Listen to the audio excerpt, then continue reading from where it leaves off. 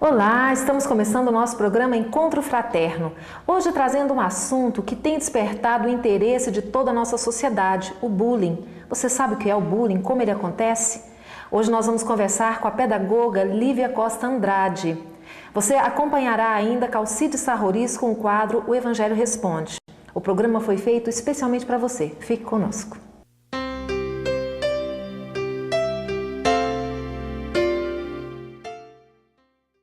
Olá, estamos conversando então, começando o nosso bate-papo aqui com a Lívia, nossa convidada especial desse programa. Lívia, é um prazer tê-la aqui conosco. O prazer é meu, Ivana. Agradeço pela chamada e por estar aqui com todos vocês. E a Lívia, que é profissional da educação, pedagoga, que está aí convivendo, nesse ambiente educacional. Lívia, fala-se tanto em bullying, mas muitas pessoas ainda não sabem exatamente o que é. O que é realmente o bullying? Bom, o bullying, ele é caracterizado por ações violentas e repetitivas contra um indivíduo ou contra um grupo de pessoas. Não é? Ele se caracteriza essencialmente por ser agressivo e repetitivo, porque de repente existe uma briga ali casualmente, tal, não é caracterizado como bullying, só como uma agressão. Mas desde que se torne repetitivo e intencional, caracteriza-se o bullying.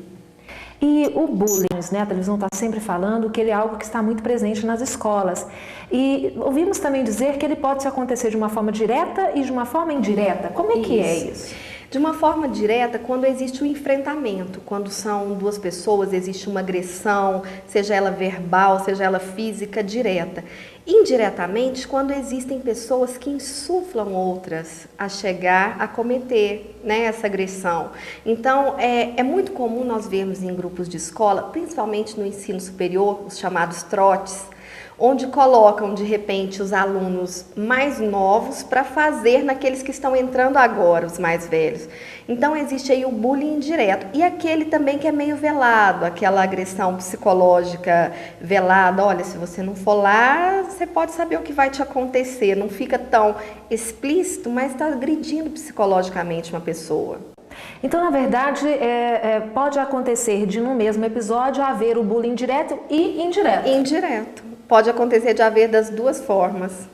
E quando a pessoa que é afrontada, que é agredida, reage e devolve essa agressão, mesmo assim caracteriza-se como bullying? Mesmo assim caracteriza-se como bullying. É interessante nós percebemos, por exemplo, nesse último episódio que teve no Rio de Janeiro, daquele rapaz que entrou e metralhou tantas crianças e professores na escola.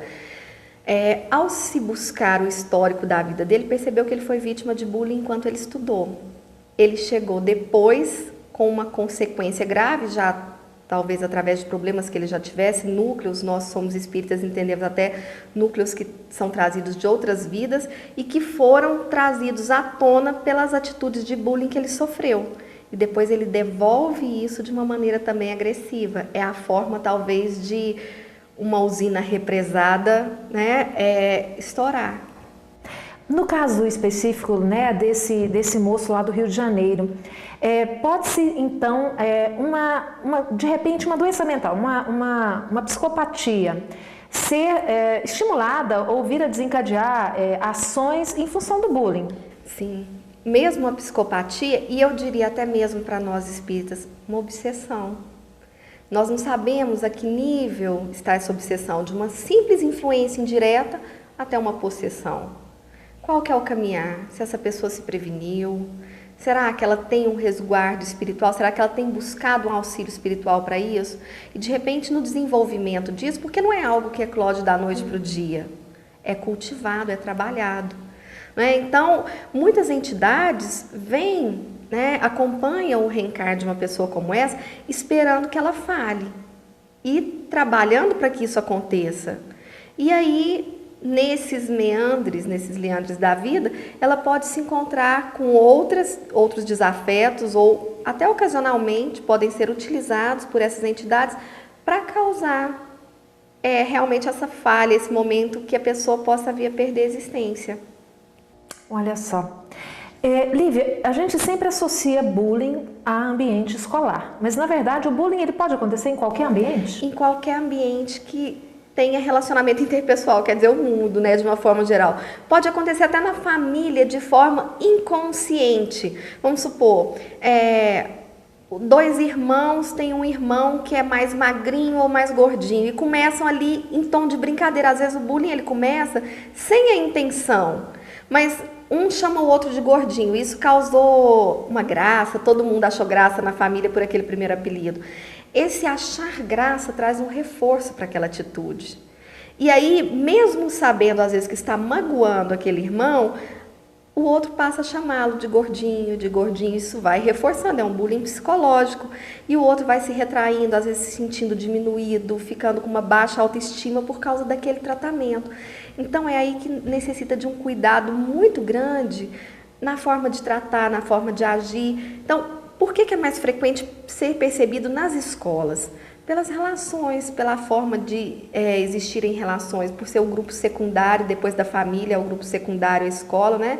E muitas pessoas ainda acreditam que é somente na escola, vamos dizer assim, primeira e segunda fase do ensino fundamental, porque na educação infantil talvez a criança ainda não tenha despertado para isso, mas no ensino superior também, no ensino médio, principalmente com atitudes mais agressivas, e no ensino superior também se evidencia aquele aluno coreano nos Estados Unidos que assassinou muitas pessoas ali, né? Isso foi o quê? Foi um bullying, um processo de bullying que ele vinha sofrendo há muito tempo. Quando a gente acompanha os vídeos dele no YouTube, onde ele dizia assim, agora vocês vão sofrer tudo que vocês me fizeram sofrer. Era um momento de uma tentativa de revanche em cima daquilo que ele havia passado. Foi no ensino superior. Pois é. E o bullying é hoje um problema mundial? É hoje um problema mundial. Quando nós acompanhamos casos como esse, a gente citou agora mesmo um aqui no Rio de Janeiro, agora outro nos Estados Unidos, e quando nós acompanhamos, ele está em todos os lugares, todos os países. Algum tempo atrás foi levantado um índice muito alto de suicídio infantil na China, principalmente em função de cobrança dos pais por conseguirem um mérito maior, conseguirem passar em seleções para entrar em escolas excelentes e pela maneira como eram tratados nessas escolas.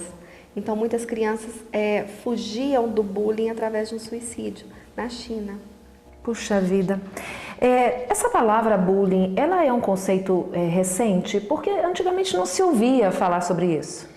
É interessante porque ela foi trazida à tona com esse termo bullying, né, na década final de 70, início de 80, por um alemão. Agora, o que acontece? O fato de ter recebido uma terminologia não quer dizer que ela tenha sido recente. Ela pode ter sempre existido, de repente ter assumido uma denominação, não é? O que eu acredito, principalmente, porque desde que existem grupos sociais, existem agressões, existem discriminações, existem processos de exclusão, mas de repente houve um foco para esse olhar, não é? Houve uma direção, um olhar mais atento para essa questão específica que foi direcionando, e aí trouxe-se a terminologia bullying e trouxe à tona essa discussão, mas eu acredito que ela existe já muito antes disso. Desde sempre, vamos dizer assim, desde que a humanidade é a humanidade.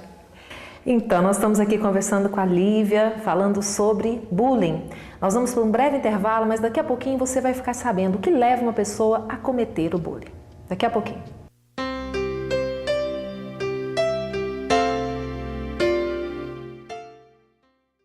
Você gostaria de ajudar a expandir o Espiritismo na TV? Então aí vai a dica. Com apenas R$30 por mês, você se torna sócio do Clube Amigos do Espiritismo e ajuda a levar a mensagem espírita a muito mais corações. Além de contribuir com este grande desafio, você ainda ganha brindes exclusivos.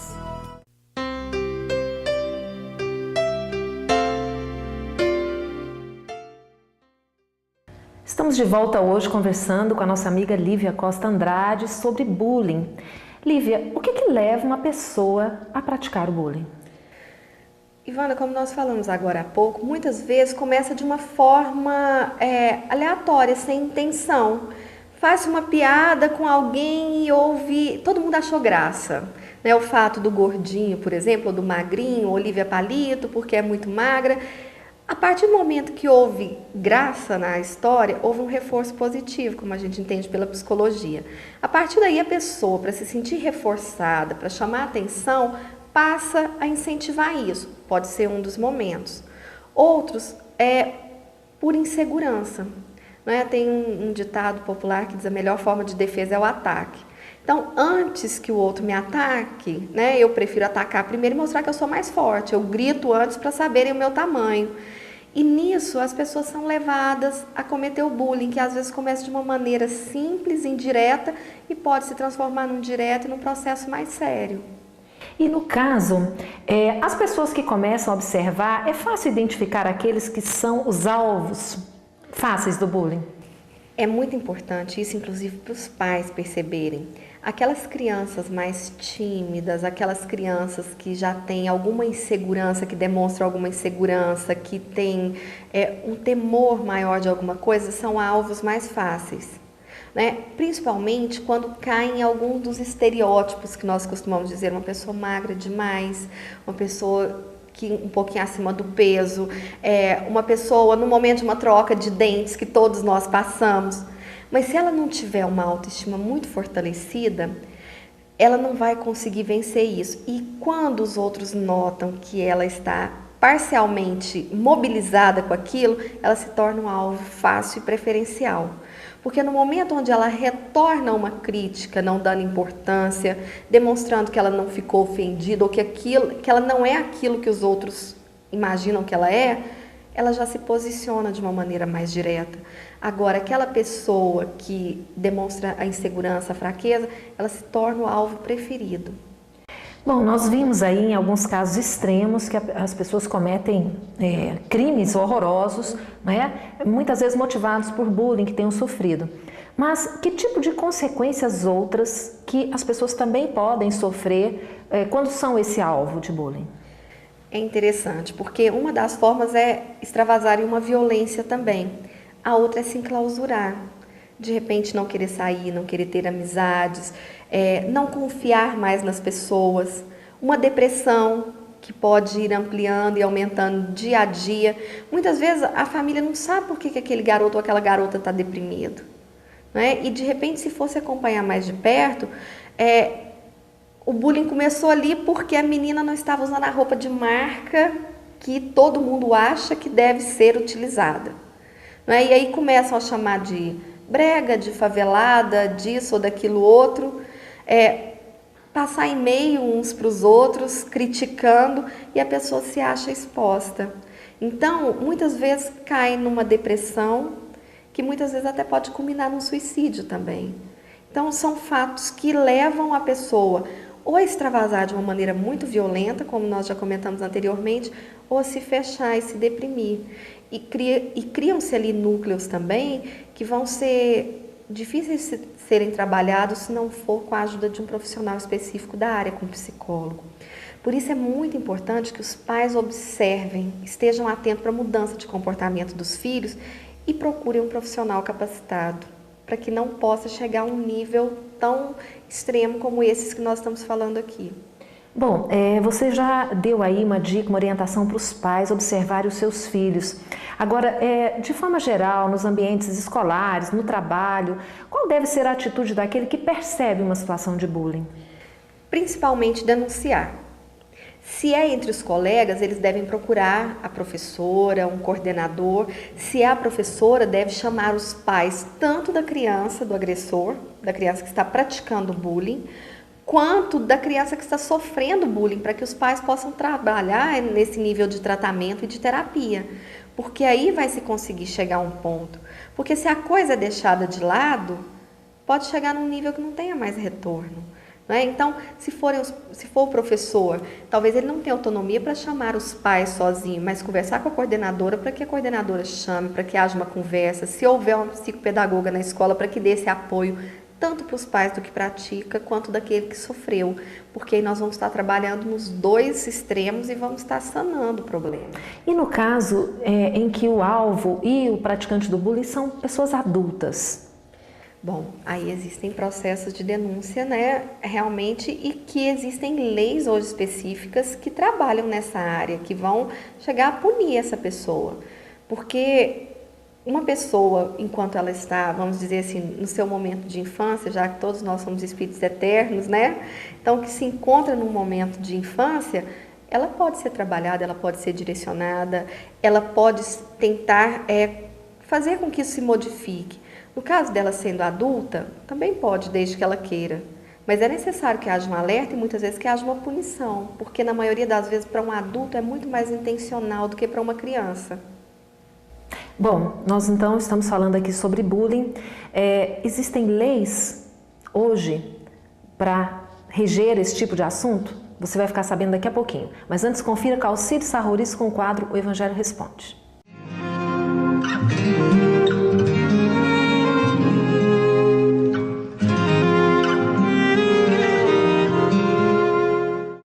Olá, Sermão do Monte, a síntese do ensinamento do Cristo para nós. A seleção que Jesus faz daquilo de que nós mais necessitamos. Mateus, do capítulo 5 ao capítulo 7. Vamos pegar aqui um desses ensinamentos. Está no capítulo 6, versículo 19, onde Jesus diz: Não ajunteis para vós tesouro na terra, onde a traça e o caruncho corroem e os ladrões roubam. Ajuntai antes tesouros nos céus, pois onde está o teu tesouro, aí está teu coração. Evidentemente que Jesus não está falando para nós sermos displicentes com relação à vida material. Não. Há pessoas que imaginam assim, não precisamos cuidar de nada, vamos cuidar apenas do espírito. Não é exatamente assim, porque somos espíritos vivenciando uma experiência corporal. Há, portanto, necessidades e situações materiais a serem resolvidas. Mas o que Jesus chama a atenção é para que a gente não dê tanta importância aos bens materiais, à necessidade material, em detrimento da necessidade maior, que é a necessidade espiritual. Daí porque ele nos sugere, ele quer ver a nossa felicidade. Então nos sugere, ajuntai tesouros nos céus. Ele não diz, não ajunteis tesouros na terra. Ajuntai tesouro no céu. Porque onde está o teu tesouro, aí está teu coração. É um ensinamento importantíssimo de Jesus. Aquilo que nós temos como tesouro é onde efetivamente está o nosso tesouro, é onde está o nosso coração, está o nosso pensamento, estamos lá. É por isso que nas obras mediúnicas nós encontramos, muitas das vezes, companheiros em situações difíceis que são relatados nas obras espíritas, companheiros que aqui se vinculavam apenas à questão material. Por não ter nenhuma experiência no campo espiritual, passam a ter dificuldades quando retornam. Porque onde está o tesouro, aí está o coração, aí estamos nós. Aquele que não semeou amizade, fraternidade, convivência, bom relacionamento com os outros, este aí terá muita dificuldade quando deixar o corpo, porque entende apenas que a única vinculação existente para ele é a da matéria. É um ensinamento importantíssimo de Jesus, inserido aí no meio de ensinamentos extraordinários que compõem o Sermão do Monte. O Evangelho Responde.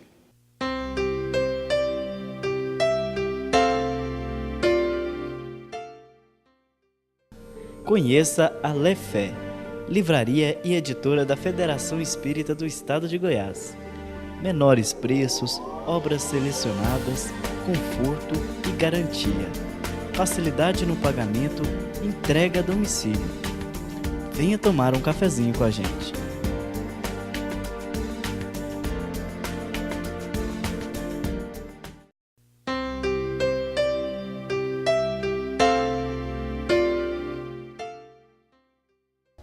Estamos de volta falando hoje sobre bullying, uma prática hoje tão comum na nossa sociedade.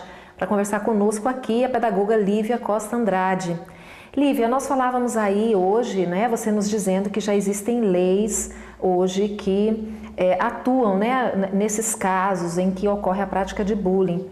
E nos ambientes profissionais, em que acontece essa prática de um superior para o seu subalterno, como é que essa pessoa deve agir? O medo de perder o emprego, como é que ela faz para lidar com essa situação? Ela se resguarda até em questões legais mesmo, específicas, porque no caso de uma atuação profissional, já sai da esfera do bullying e entra para uma esfera de assédio. Pode ser o assédio psicológico, o assédio sexual, muitas vezes, mas existem leis específicas que resguardam essa pessoa e que vão dar a ela o direito, inclusive trabalhistas, no caso, de que ela não se prejudique em relação a isso e que o agressor seja punido, no caso, para que ela não fique refém de uma situação como essa. Bom, o que nós podemos fazer, nós como cidadãos, podemos fazer para evitar essa prática de bullying? Principalmente disseminar e espalhar o que é, como acontece, que é o caso do que nós estamos fazendo aqui. Que isso se torne referência, que essas leis se tornem mais fortes. Hoje nós temos um projeto de lei federal, proposto pelo deputado federal Maurício Randes. Está em tramitação, mas nós já temos sancionada no Rio Grande do Sul leis específicas, nós já temos sancionadas na cidade de São Paulo, que foi proposto pelo Gabriel Chalita, que já foi secretário de Estado e que hoje trabalha muito nessa seara de pedagogia do amor, pedagogia do afeto, mas principalmente fazer com que as pessoas se conscientizem e saibam o que é o bullying, mas também trabalhar no sentido de desenvolvimento da inteligência pela própria criança, de que ela possa saber conduzir seu processo de autoestima, de que ela possa saber se resguardar em função disso ou comentar com os pais caso ela não tenha força suficiente para se resguardar, porque aí ela vai ter um apoio institucional, vai ter um apoio familiar e psicológico para que não se desenvolva nenhum problema maior. Ou seja, na verdade é preciso que se orientem as pessoas, inclusive as crianças, sobre essa prática como uma forma preventiva. Exatamente. E eu diria mais que as crianças, principalmente os pais. Hoje, em muitas palestras que eu dou nas escolas, eu falo da importância das escolas trazerem os pais para dentro e abordarem assuntos como esse. Porque muitas vezes começa de uma maneira simples, às vezes machista, que a nossa sociedade cultiva, o pai chegar e dizer assim, olha, filho, se você apanhar na escola, você apanha aqui em casa também. Então, ele já chega na escola achando que ele tem que ser o mais forte, o mais valente, que ele tem que cultivar um processo de violência, não é? Onde nós estamos tentando implantar um processo de educação e valores humanos, de uma cultura de paz dentro de uma sociedade, onde se impere a não violência. Então, nós achamos, e o pai de repente não sabe por que mais tarde o filho matou o outro. Porque começou numa insuflação de uma atitude machista ali. Então é muito importante que os pais saibam, que eles saibam onde vai chegar, que eles saibam o que pode ser gerado, se incentivarem atitudes como essa, e talvez o melhor local para que isso ocorra seja a escola, propondo esse debate, esse diálogo entre os pais com profissionais da área, para que os pais possam compreender e possam saber em que seara que eles estão atuando. Hoje, com o avanço aí das modernas tecnologias, a internet, utiliza-se também da rede mundial de computadores para a prática do bullying? Sim, é o chamado cyberbullying. E é interessante até que nesse projeto de lei do deputado federal Maurício Randes, ele propõe o questionamento sobre o cyberbullying também e a punição em relação a isso. Porque o cyberbullying se caracteriza, como eu havia falado agora há pouco, pela simples difamação de uma pessoa através de troca de e-mails, como de repente o que tem sido veiculado e atingido por aí, filma-se a pessoa sem que a pessoa saiba ou fotografa-se numa situação constrangedora e divulga-se na internet.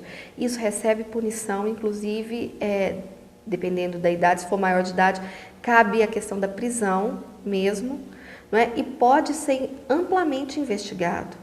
Os professores na área de análise de sistemas têm feito debates severos sobre isso, porque pessoas, né, em sua formação profissional precisam estar atentos a isso, porque muitas vezes conseguem um amplo domínio tecnológico e o utilizam de maneira inadequada, de maneira até mesmo criminosa. E isso tem sido trazido à tona, é um dos debates que hoje assiste a formação dos analistas de sistema. Nós tivemos recentemente, numa das novelas aí que estão, né, em exibição, um quadro semelhante a esse, né? De que foi filmado, uma cena íntima e depois divulgado pela internet. Aquele tipo de circunstâncias pode gerar consequências muito graves, não é? Consequências muito graves. É interessante nós analisarmos o perfil da garota, que ela tinha uma autoestima fortalecida, apesar de ter ficado extremamente chateada, humilhada, ela resolveu enfrentar todo mundo e se colocou como uma vítima, mas que não merece piedade de ninguém, sim que deve ter um enfrentamento. Talvez a novela tenha colocado até mesmo para demonstrar qual seria a atitude adequada. E mesmo não tendo recebido o apoio materno, ela recebeu o apoio paterno e da irmã para conseguir essa postura que ela conseguiu.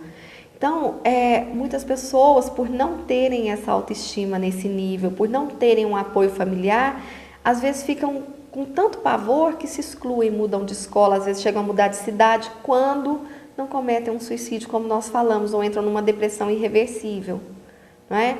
Então, é muito importante que se perceba a amplitude do que pode chegar e também a maneira de ser conduzido, porque é um processo criminoso, é um processo aí que caberia, inclusive, um desenvolvimento de um processo legal em detrimento a quem fez.